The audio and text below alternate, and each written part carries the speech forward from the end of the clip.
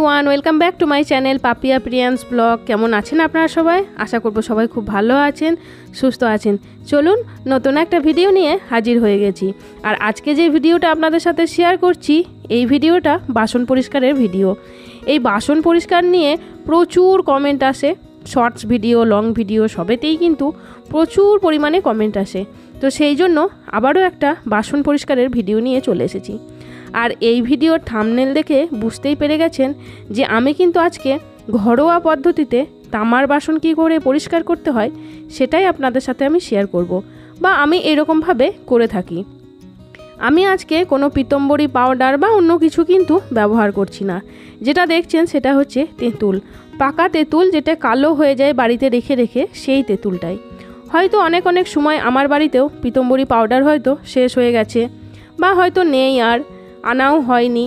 তো সেই মুহূর্তে, সেই দিনগুলোতে, যে দিনগুলো আমার পিতম্বরী পাউডার থাকে না, তখন কিন্তু আমি এই তেঁতুল দিয়েই বাসন পরিষ্কার করি। সেটা তামার বাসনই বা কী বা পিতলের বাসনই বা কী, আমি কিন্তু এই তেঁতুলটাকেই ব্যবহার করি। এবার আমি বলি এই তেঁতুলটা আপনারা কিভাবে ব্যবহার করবেন। এই পাকা তেঁতুল কিন্তু শক্ত থাকে, শক্ত হয়ে যায়। তো তেঁতুলটাকে একটু বাটির মধ্যে একটু জল দিয়ে একটুখানি ভিজিয়ে রাখবেন। ভেজানোর পরে যখন তেঁতুলটা নরম হয়ে যাবে তখন কিন্তু এরকমভাবে বাসনের মধ্যে ঘষে দেবেন। আর ভালো করে একটু ঘষতে হবে। ভালো করে ঘষে দেওয়ার পরে এই বাসনগুলোকে কিন্তু একটুখানি রেখে দিতে হবে এই তেঁতুলটা মাখানোর পরে।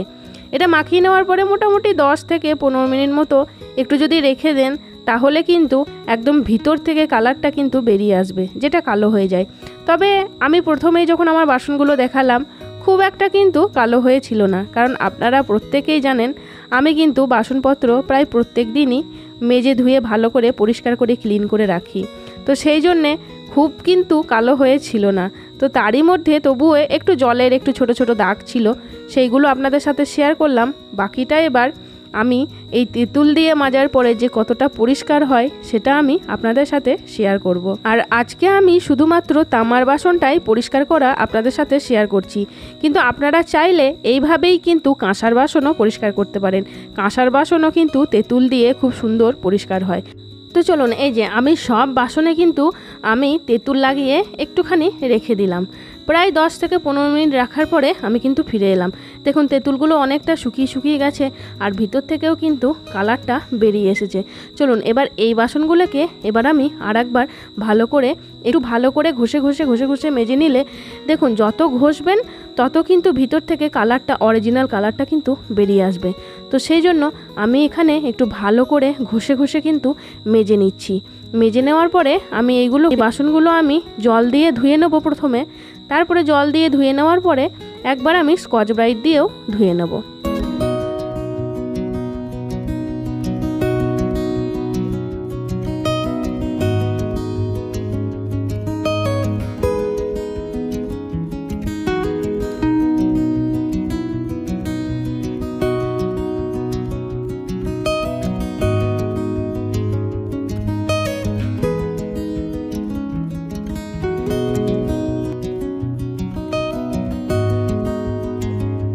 তো চলুন আমার মাজা হয়ে গেছে।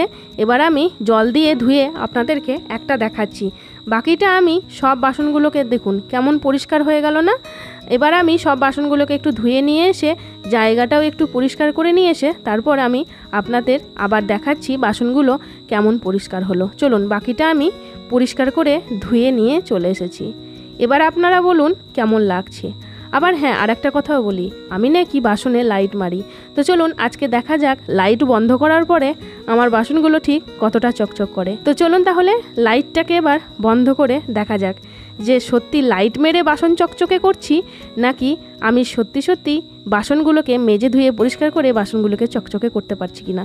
তো চলুন এবার লাইটটাকে বন্ধ করা যাক। তো এই যে আমি লাইট কিন্তু বন্ধ করে দিয়েছি। দেখুন মেঝেতে কিন্তু কোনো রকম লাইটের কোনো রিফ্লেক্ট কিন্তু পড়ছে না। বাকি যেটা দেখছেন সেটা ঠাকুর ঘরের জানালা থেকে বাইরে রোদ ঢুকছে। তো লাইটটা বন্ধ করার পরে তো মনে হচ্ছে বাসনগুলোর কালারটা যেন আরোই বেশি ভালো লাগছে। কি বাকিটা আপনারা কমেন্টে অবশ্যই বলবেন। তো চলুন এই ছিল আজকের ভিডিও। কেমন লাগলো ভিডিওটা অবশ্যই বলবেন। যদি কিছু ভালো লেগে থাকে তাহলে প্লিজ লাইক কমেন্ট শেয়ার করতে ভুলবেন না, আর চ্যানেলটাকে অবশ্যই সাবস্ক্রাইব করবেন।